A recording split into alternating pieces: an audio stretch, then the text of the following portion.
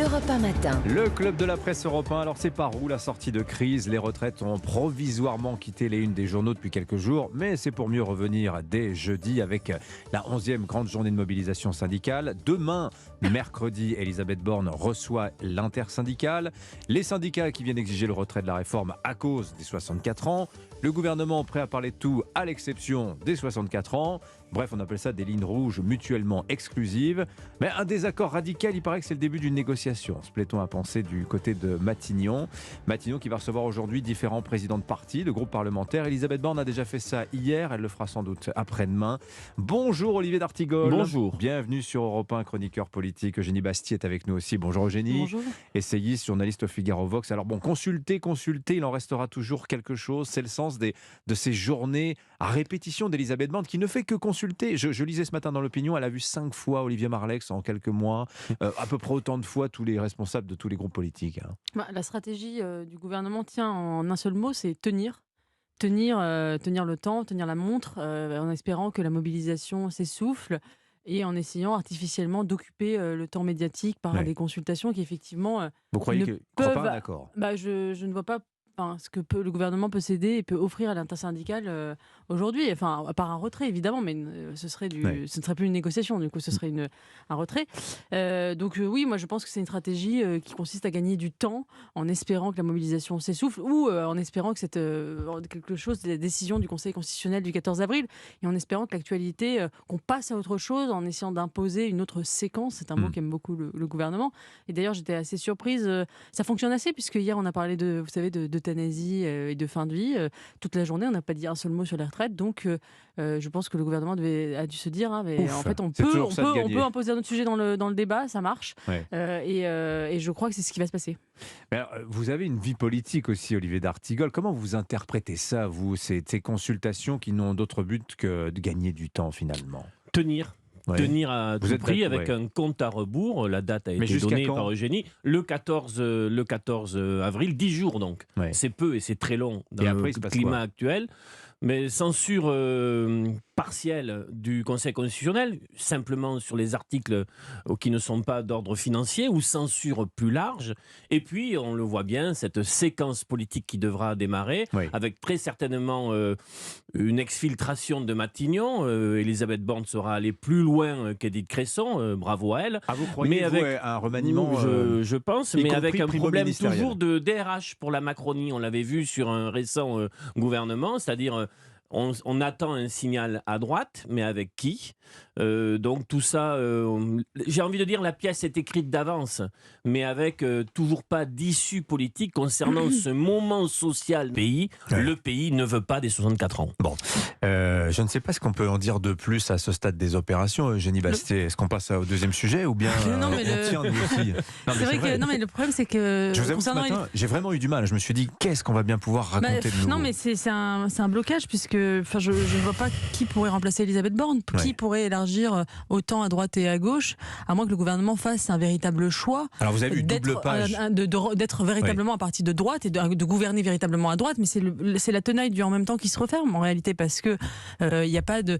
Si le gouvernement fait un pas vers sa droite, pour sortir de la crise, il faudrait lâcher quelque chose à gauche, mais pour gouverner, il faudrait s'allier la droite. Et donc la tenaille du en même temps se referme. Et la tenaille du en même temps se referme d'autant plus qu'on n'a pas pu y voir très clair concernant les intentions politiques d'Emmanuel Macron en début de second quinquennat. Un second quinquennat, pourquoi faire? Est-ce que vous vous souvenez de son discours d'investiture et la vacuité de cette intervention?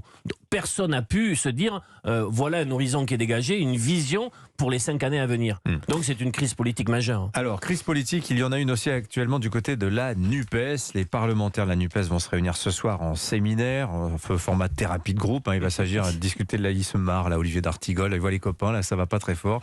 Enfin, les copains. Certains d'entre eux, c'est très intéressant ce qui s'y passe. Il y a des dissensions sur la tactique d'obstruction adoptée par LFI à l'Assemblée nationale. Et puis, il y a cette question qui commence à se poser très fort. Est-ce qu'il faut un acte 2 de la NUPES? Ça, c'est la formule en vogue. Jean-Luc Mélenchon y est favorable.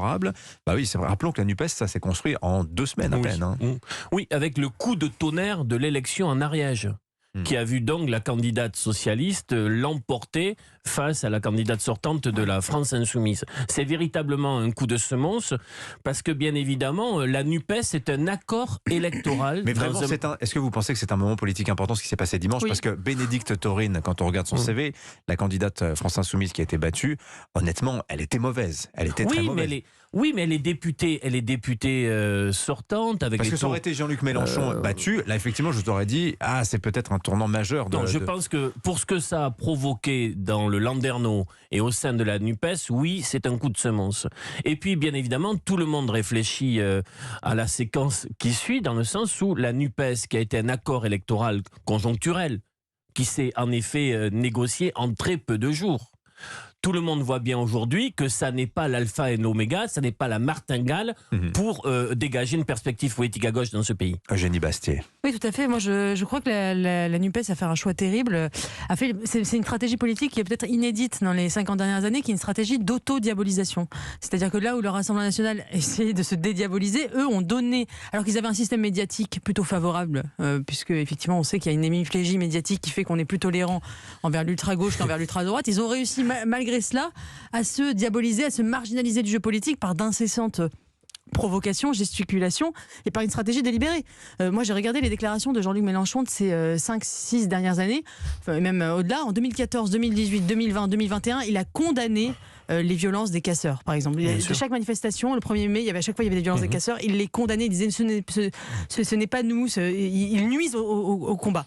Et là, il a choisi délibérément de ne pas condamner la violence des casseurs et d'être dans une stratégie de radicalisation et même de justification de la violence. Il le paye aujourd'hui parce qu'il l'effraie, et désormais il y a un front républicain qui est en train de se constituer contre la NUPES, et c'est la responsabilité de cette stratégie complètement folle. Alors Gérald Darmanin disait dans son interview au Journal du Dimanche que les gens qui avaient voté pour Jean-Luc Mélenchon et pour la NUPES après aux législatives avaient pensé voter pour la gauche plurielle de Jospin ou la gauche unie de Mitterrand, et finalement ils se retrouvent avec l'extrême gauche d'une certaine manière. Est-ce que vous croyez, bon évidemment c'est Gérald Darmanin, c'est le ministre de l'Intérieur, est-ce que vous pensez que ça fait partie de l'équation NUPES aujourd'hui? Il ne faut pas oublier que Jean-Luc Mélenchon a théorisé l'idée, mais véritablement, que la conflictualité... Oui, le bruit et la fureur. Oui, que la conflictualité était indispensable à tout moment de la vie politique pour véritablement mettre le système en ébullition. Et donc il s'est trompé, vous pensez?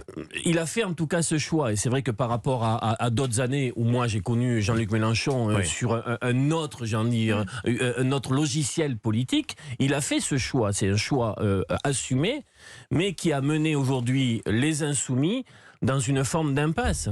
Parce que sur un second tour, on voit que des électeurs de gauche, qu'il y a quelques années encore, auraient pu se dire, bien sûr, on se rassemble tous. Là, il y a un goût, j'ai envie de dire, un goût acide, où des électeurs de gauche peuvent se dire, ah mais qu'est-ce que ça va donner, et est-ce qu'on peut véritablement y aller au regard de certaines déclarations de dirigeants insoumis. Mais attention, parce que c'est de la complexité, mais il faut la donner. Il y a un débat au sein de la France insoumise aujourd'hui sur la ligne politique qui est un vrai débat. Mais Jean-Luc Mélenchon a lu la philosophe Chantal Mouffe, qui est une philosophe du populisme de gauche, qui dit en gros qu'il faut remettre du conflit dans la politique. Il faut remettre ce qu'on appelle de l'agonistique. La politique, c'est du conflit. On a eu Pepsi Cola pendant des années, la gauche et la droite, c'était la même chose. Il faut remettre du conflit. Sauf qu'il confond, à mon avis, le contenu et la forme. C'est-à-dire, on peut être radical sur le fond, effectivement, peut-être proposer une vraie gauche, c'est une gauche qui ne s'aligne pas sur les propositions de la droite en matière de façon sociale, mais lui a confondu le fond et la forme, et il pensait que la provocation, la gesticulation, même l'utilisation de la violence comme moyen d'agir politique faisait partie de ce populisme de gauche, et je crois que c'est une grande erreur. Il faut distinguer la radicalité sur le fond de la radicalité sur la forme. Mais alors la NUPES, qui est un peu l'espèce du MP de gauche d'une certaine manière, on réunit tout le monde dans une maison commune, là la mitose est en train de s'opérer, la division cellulaire. Quand on entend que Fabien Roussel discute avec Bernard Cazeneuve. Non, il n'a pas. Attendez, moi je lis le journal, c'est le Parisien qui dit ça ce matin. Diable. Alors, vous confirmez ou pas, Olivier D'Artigol? J'arrive à suivre encore tout ça assez précisément, comme vous le faites, cher Dimitri. C'est donc, d'ailleurs, j'ai Il faut lire Cazeneuve sur Mauriac dans le JDD, c'était très intéressant. Ce que dit simplement... Donc en littérature, ça va, Cazeneuve, c'est bien. Ce que dit simplement... non, mais que tout ce beau monde aille à Malagar, dans le sud Gironde. La gauche Mauriac, je prends. Que tout ce monde aille à Malagar, c'est très beau, et ils se reposeront le cerveau et les esprits. Mais ce que dit Fabien Roussel, c'est qu'il faut discuter avec tout le monde à gauche. Alors bien évidemment, quand un responsable politique dit qu'il faut discuter avec tout le monde, il donne le sentiment de faire table rase des oppositions passées avec une gauche plurielle qui a donné du souci et qui s'est conclue par aussi, après Hollande, dans la dernière phase, par un échec. Mais le fait qu'aujourd'hui, un dirigeant de gauche comme Fabien Roussel dise « je veux parler à tout le monde », c'est vécu comme quelque chose d'insupportable pour certains à gauche. Et ce climat, il ne peut pas dégager une perspective si on n'en change pas. Intéressant, j'aurais tellement aimé parler des maires avec vous deux. Ah oui, mais c'était le sujet. Alors c'était le plus beau sujet. Eh oui, parce qu'il est conseiller municipal, Olivier d'Artigol. Non, mais parce que j'ai un copain qui a démissionné, il n'en peut plus. Ouais. Il fait partie des statistiques. Bon, ça c'est un vrai, et c'est un vrai il sujet. Me dit, il démissionne parce que les normes, mais il dit aussi, les gens ne se supportent plus. Allez, on vous réinvite et on en parle spécifiquement parce que ce sujet des maires me passionne et je pense que ça intéresse beaucoup de gens. Cette grande démission des maires, c'est un véritable sujet. Merci à tous les deux, Eugénie Bastier du Figaro, Olivier d'Artigol, à très bientôt.